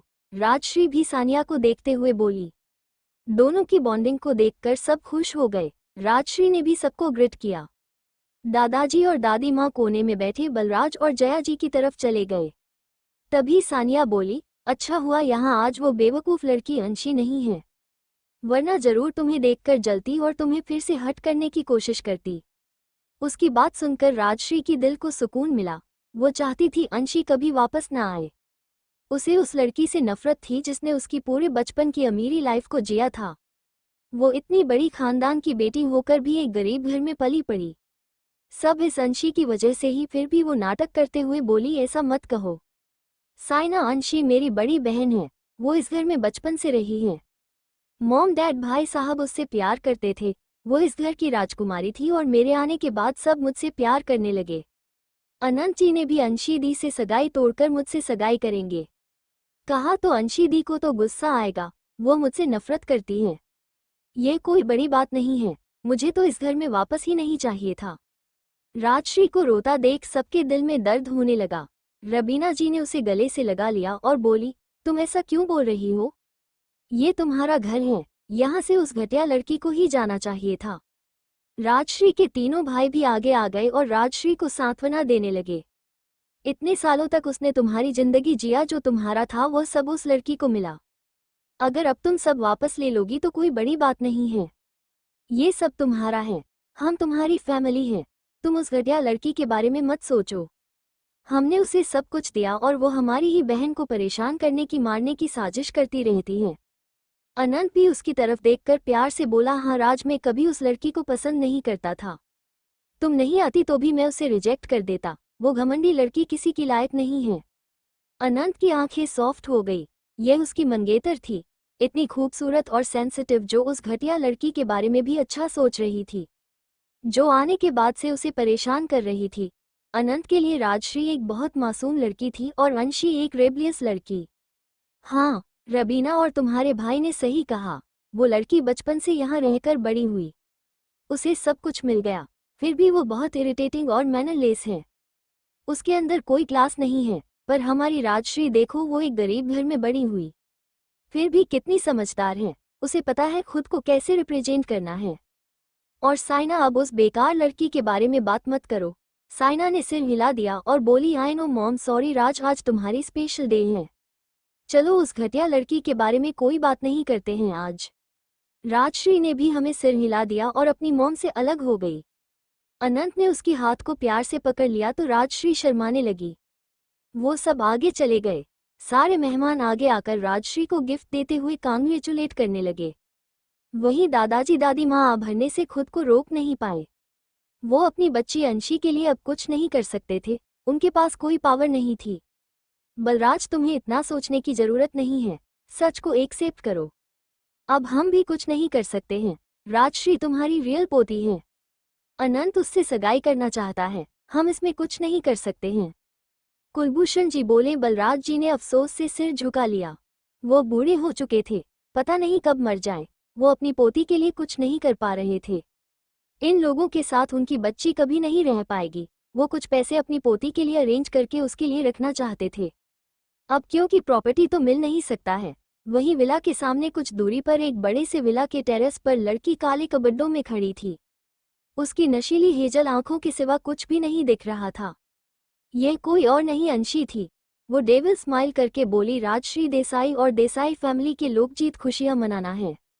मनाओ, पर कब तक ये किसे पता। समय कभी नहीं रुकता है।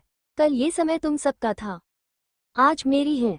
और इस अंशी की नज़र जिस पर पड़ेगी वह उसे इस बार बस बर्बाद करेगी। हाँ, वो किसी शैतान की तरह हंसने लगी। उसकी आंखों के सामने कुछ यादें घूमने लगी पिछली जिंदगी में, जब वो लास्ट में 5 साल के लिए जेल गई थी। उससे पहले ऐसे ही राजश्री की एक फिल्म रिलीज होने की खुशी में पार्टी थी और राजश्री के कहने पर वो इस पार्टी में आई थी, पर वहां सबके सामने उसकी इज्जत की धाजियां उड़ाया गया। उसकी फोटो को नेकेड एडिट करके पार्टी के सामने उसकी बेइज्जती की गई, जबकि यह साफ था कि वो सब एडिट हैं।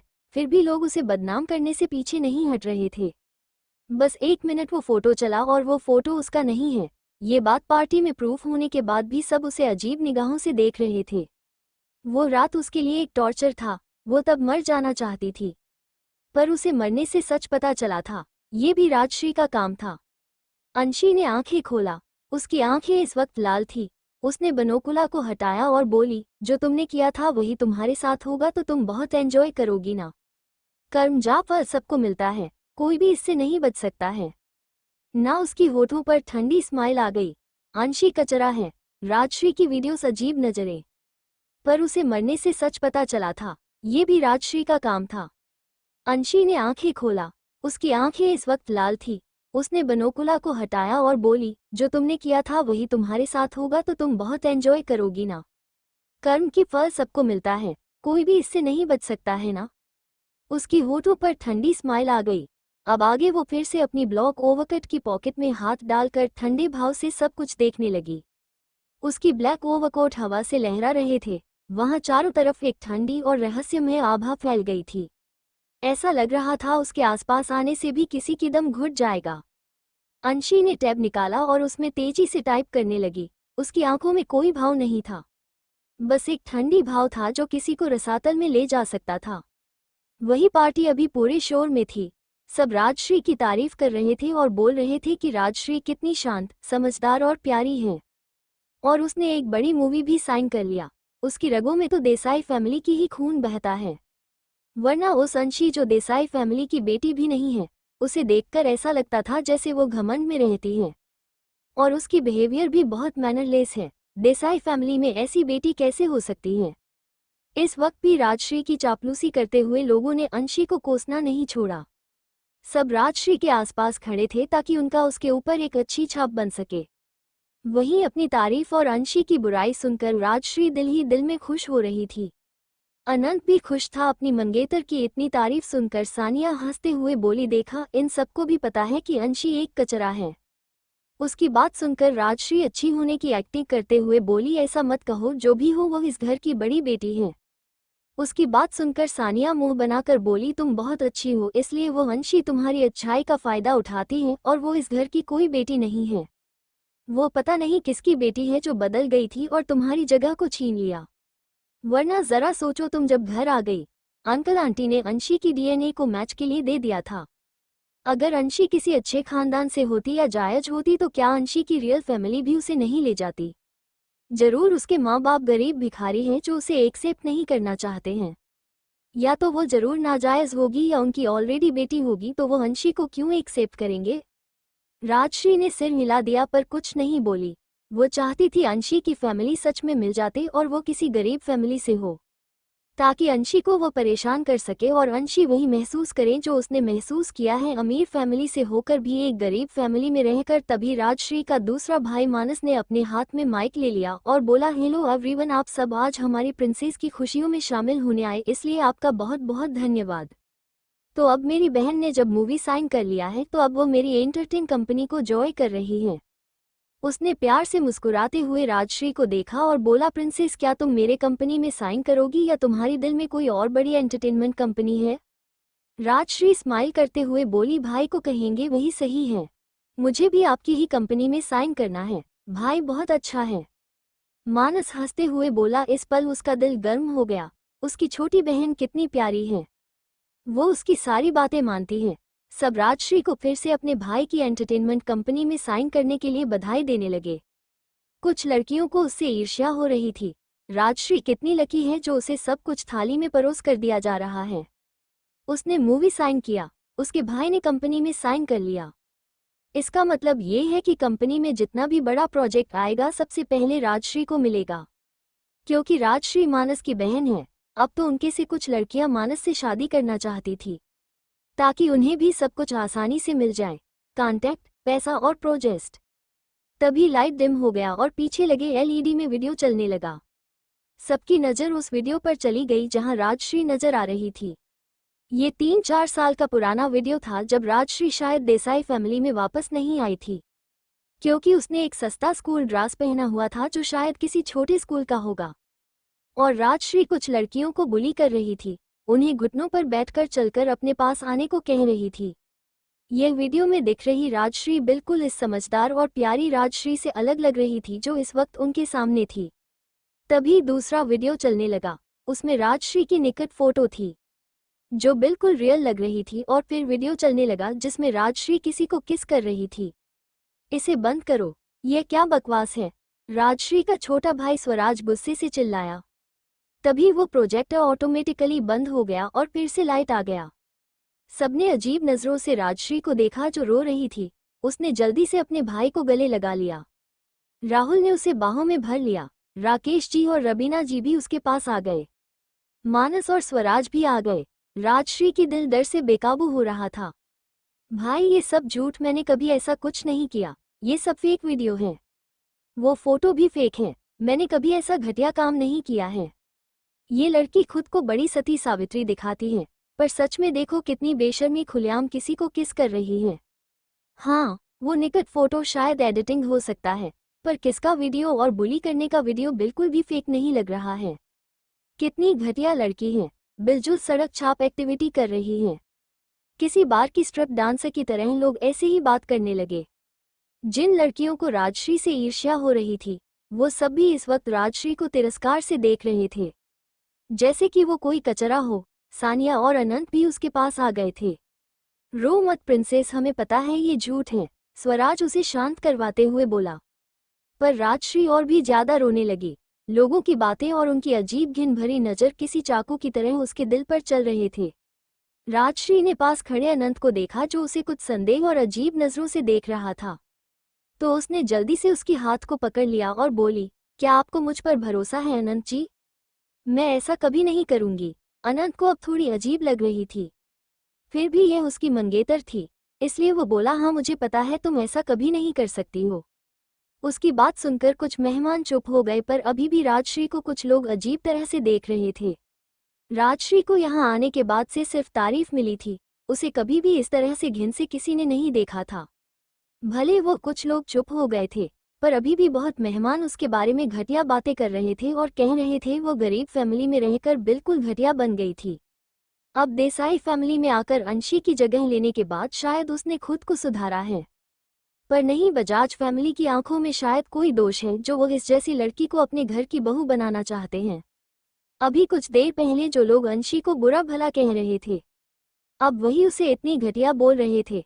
राजेश जी ने जल्दी से माइक लिया और बोला, ये सब फेक वीडियोस हैं, कोई हमारी प्रिंसेस को बदनाम करने की कोशिश कर रहा है। वो जो भी है हम उसे आसानी से नहीं छोड़ेंगे। किसी की फोटो को ऐसे एडिट करना बहुत निंदनीय काम है।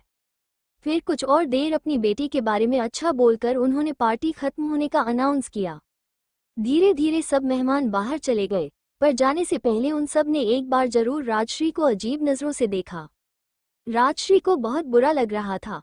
उसकी आंखों से आंसू रुकने का नाम ही नहीं ले रहा था।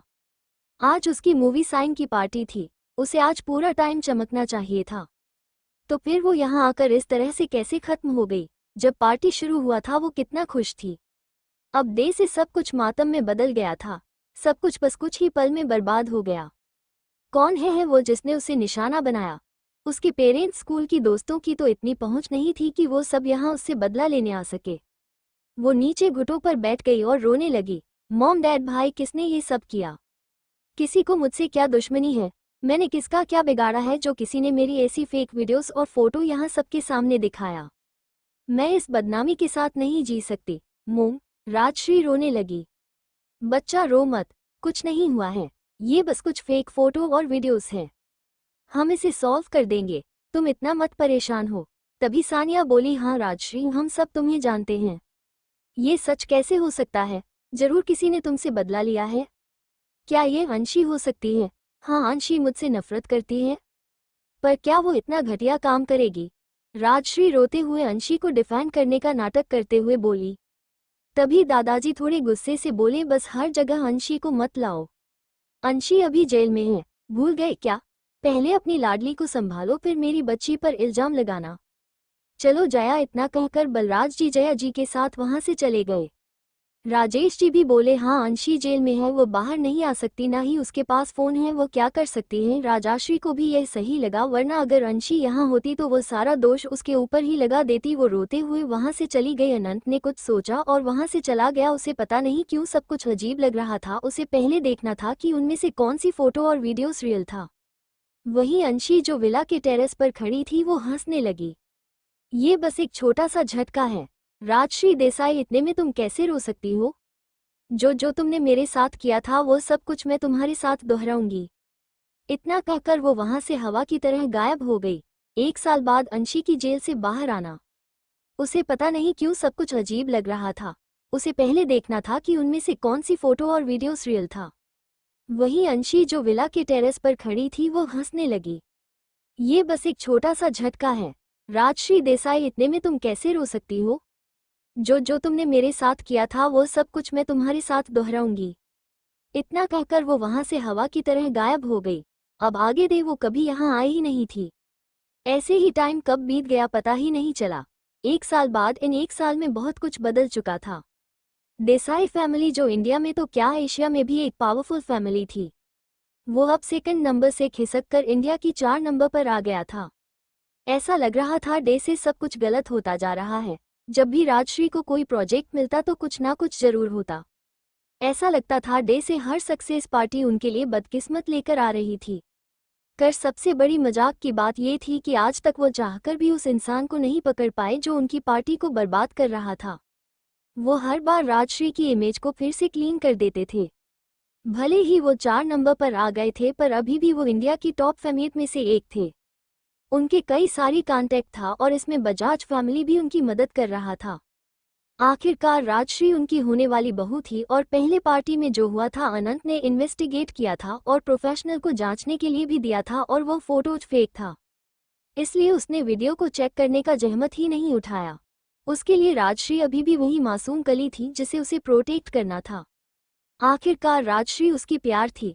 उसे हर हाल में उसे लिए सब कुछ क्लीन करना था। पर इस वजह से जो मेहमान आते थे वो तो चुप नहीं हुए और उस मेज को साफ करने की वजह से ही देसाई फैमिली अब इस हालत में था। पर बजाज फैमिली की मदद से वो अब भी स्ट्रांग थे। आखिरकार बजाज फैमिली एशिया में टॉप 10 में आता था और इस बीच एक और न्यूज़ बार बार मीडिया में छाई रहती थी। ग्लोबल ग्रुप ऑफ इंडस्ट्री यही बस 6 महीने में ऐसे उठ खड़ा हुआ था। डे से कोई छुपा हुआ ड्रैगन हो, उसने आसपास की छोटे बड़े सभी बिजनेस को डे से निगल लिया था। कोई भी बिजनेस हो वो ग्लोबल इंडस्ट्री के आगे चिंटी की तरह कुचला जाता था। अभी वो इतना बड़ा कंपनी बन चुका था कि कुछ ही दिन में वर्ल्ड की टॉप 5 इंडस्ट्री में आ चुका था। ग्लोबल इंडस्ट्री कभी कभी खुद ही कुछ बिल्ड नहीं करता था। वो आसपास की सभी बंद पड़ी फैक्ट्री और जो अच्छे से नहीं चल रही बैंकर होने वाली कंपनी को सीधा खरीद लेता था। उनके साथ कोई बिट नहीं कर पाता था। ऐसा लगता था जैसे उनके पास पैसों की खदान हो, जिसमें से जितना निकालो उतना ज्यादा पैसा निकलता था। ऐसे ही उन्होंने कितने सारे hotels, college, lab, pharma industry और हॉस्पिटल्स भी खरीद लिया था। अभी global pharma company, global hospitals, global college, global hotels chain, global restaurants, ऐसे ही बहुत सारी कंपनीज थी जो आए दिन न्यूज में सबको मिल जाता था। वही जेल में इस वक्त अंशी ने पूरे ब्लैक आउटफिट पहन लिया। वो 2 महीने पहले ही रिलीज हो चुकी होती, पर उसने खुद ही 2 महीने की अपनी सजा बढ़ा दी। अंशी सेल से बाहर निकली तो सारे कैदी उदास हो गए। अंशी ने 1 साल में उनमें से बहुत लोगों को जेल से निकाला था, जिन्हें झूठे केस में फंसाया गया था, और जो रियल केस में आए थे अंशी के साथ रहकर वह भी सुधर गए थे। उनमें से कुछ लोगों को बस कुछ साल की सजा मिली थी और अंशी ने उन्हें यहाँ से रिलीज होकर जाने के बाद जॉब देने का वादा किया था, जिस वजह से 1 साल में अंशी से वो सब बहुत प्यार करने लगे थे। और तो और अंशी ने उन सबको कई बार अपनी फैमिली से बात करने दिया था, और उनकी फैमिली मेंबर जिनके घर में कोई कमाने वाला नहीं था, उनके बेटे या बेटियों का भी जेल में रहकर ही जॉब लगवा दिया था। कुछ किस्मत के मारे थे जिन्होंने मंजूरी में कोई क्राइम किया था या खुद को बचाने के लिए क्राइम किया था। उनकी सजा को अंशी ने कम करवा दिया था, और उनकी फैमिली जिनमें कोई रोजगार करने वाला नहीं था उन्हें कुछ पैसे दे दिया था। देखा जाए तो पूरे जेल में रह रहे सभी कैदी अंशी की एक आवाज से जेल को भी तोड़कर भाग जाते। वो सब अंशी की कहने पर किसी को मार भी सकते थे, इसलिए पहले जो कैदी बहुत उग्र थे वो सब नियति से डर कर रहते थे। ऐसे भी अंशी का ऑरा बहुत ज्यादा पावरफुल था। वो उसकी आंखों में देखने से ही डर जाते थे, जैसे कोई खतरनाक शिकारी उन्हें देख रही हो। सब अंशी को छोड़ने बाहर तक आ रहे थे। एक 30 साल की औरत अंशी के पास आई और उसकी हाथ पकड़कर बोली, हम सब तुम्हें याद करेंगे। अंशी बच्चा, तुम हम सबके लिए एक एंजल हो। तुम्हारी वजह से मेरी सजा कम हो गई है। मैं अगले साल तक बाहर जा पाऊंगी और अपने बेटे को देख पाऊंगी। एक और औरत उसके पास आ गई और बोली, हाँ अंशी, अगर तुमने पैसे नहीं भेजे होते तो मेरी बूढ़ी माँ की ऑपरेशन कभी नहीं हो पाती। ऐसे ही एक एक करके जितनी भी कैदियों की मदद अंशी ने किया था सबने उसे धन्यवाद दिया। किसी की बच्चों की पढ़ाई के लिए तो किसी की सर्जरी के लिए अंशी ने पैसे दिए थे। यहाँ तक कि उसे छोड़ने के लिए सारे लेडी प्रेस गार्ड भी आए। उन्हें भी अच्छा नहीं लग रहा था अंशी को जाते देखकर। अंशी भले ही हमेशा बिना भाव के और ठंडी रहती थी, पर इस 1 सालों में उन सबका अंशी से लगाव हो गया था। अंशी जेल की गेट से बाहर आए और गहरी सांस लिया। सामने कास की कतार खड़ी थी। अंशी जाकर एक कार में बैठ गई। अंदर फ्रंट सीट पर एक मास्क पहने लड़का बैठा था। अंशी को देखते ही उसने मास्क उतार दिया और एक्साइटेड होकर ग्रिट किया, बॉस फाइनली आप जेल से बाहर आ गई, वरना मुझे तो लगा था कि आप अपनी खुद की ही सजा को फिर से बढ़ा देगी। अंशी ने ठंडे भाव से उसे देखा और बोली, थोड़ा कम बोला करो। ये लड़का था चिराग, अंशी का असिस्टेंट, उम्र 23 साल, देखने में भी बहुत हैंडसम। 1 साल पहले ही अंशी ने उसे मुसीबत से बचाया था, और चिराग की बहन की सर्जरी के लिए भी अंशी ने ही पैसा दिया था। चिराग एक हैकर था, पर अंशी को वो आज तक बिट नहीं कर पाया। 1 साल पहले अंशी ने उसे हायर कर लिया था, अब वो अंशी के साथ काम कर रहा था। पहले तो अंशी की छोटी उम्र से वो थोड़ा नाक था, पर अंशी की बिजनेस टेकओवर के साथ साथ और उसकी स्किल से तो वो डे से अंशी की पूजा करने लगा था। अंशी की बात सुनकर वो चुप था। उसे पता था उसकी बॉस जेल में रहे या कहीं भी क्या फर्क पड़ता है। उसे तो ऐसा नहीं लगता था कि उसकी बॉस जेल में रहती है। वो तो जब चाहे बाहर आ जाती है, रात भर तो ऑफिस में रहती है। ये जेल तो उसकी बॉस के लिए शायद खेलने की जगह थी। चिराग गुस्से से बोला, बॉस, देसाई फैमिली तो एकदम घटिया फैमिली है। आज आप रिलीज हो रही हो, पर उनमें से कोई भी यहाँ नहीं आया।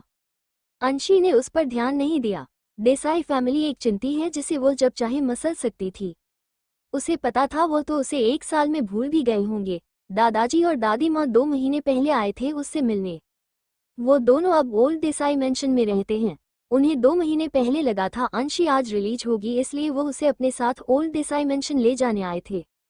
पर जब उन्हें उसने बताया वो 2 महीने बाद रिलीज होगी तो वो यहाँ से उदास होकर चले गए थे। जो नंबर मैंने दिया था, क्या उस नंबर के बारे में और कुछ डाटाबेस से कुछ पता चला? अपनी बॉस की सवाल सुनकर चिराग ने ना में सिर हिला दिया और बोला, बॉस, आपने जितना पता लिया था बस उतना ही, में और कुछ एक्स्ट्रा इन्फॉर्मेशन पता नहीं कर पाया।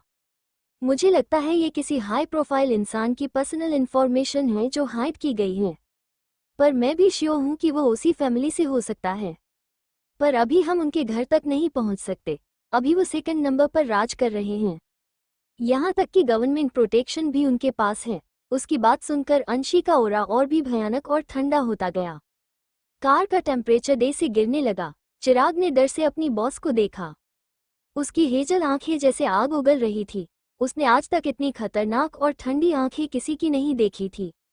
उसकी बॉस जब गुस्सा हो जाती थी, उसकी आंखों में देखने से आपको ऐसा लगेगा जैसे आप बेहोश होने वाले हो और नरक के तल पर गिरने वाले हो। अंशी की आंखें बहुत अजीब हो जाती थी, जैसे वो एक नज़र देखकर ही तुम्हें स्कैन कर सकती है। चिराग ने जल्दी से एक फाइल निकाला और अंशी को देते हुए बोला, बॉस उनके बारे में तो नहीं पर उनके दामाद के बारे में पता चला है। अंशी ने फाइल लिया और उसकी होठों की कोने मुड़ गए। वो तिरछी स्माइल करते हुए बोला, इंटरेस्टिंग, तो शगुन तैयार करो। शगुन ऐसा हो कि शर्म भी शर्मा जाए, लोग देखते ही रह जाए। शगुन किसके लिए बॉस? क्या आप बधाई देना चाहती हो? पर वो तो हमारे दुश्मन है ना। मैं तो कहता हूँ सीधा उसे उड़ा देते हैं, ना रहेगा बांस ना बजेगी बांसुरी। अंशी ने उसे घूरा और गुस्से से बोली, अगर मरना नहीं चाहते हो तो चुप रहो और जितना बोला है उतना करो। उसकी बात सुनकर चिराग ने जल्दी अपने मुंह पर हाथ रख दिया और सिर हिला दिया। फिर कुछ सोचकर मुंह से हाथ हटाकर पूछा, वो शगुन देने के लिए क्या तैयार करना है और इसके कितना पैसा थाल में रखूं? उसकी बात सुनकर अंशी की होठों पर डेविल स्माइल आ गई। उसने कुछ कहा तो चिराग हैरान हो गया और चिल्लाने से खुद को रोक नहीं पाया। बॉस ये तो बहुत ज्यादा है, क्या आप श्योर हो कि हमें यही देना है? अंशी ने उसे घूर कर देखा तो वह चुप हो गया और धीरे से बोला, ठीक है बॉस, मैं ये सब तैयार कर दूंगा। फिर मन ही मन बोला, भला लड़के को शगुन की क्या जरूरत, ये तो लड़कियों के लिए जाता है ना। हे भगवान, क्या मेरी बॉस सबके सामने उस लड़के को इंसल्ट करने वाली है?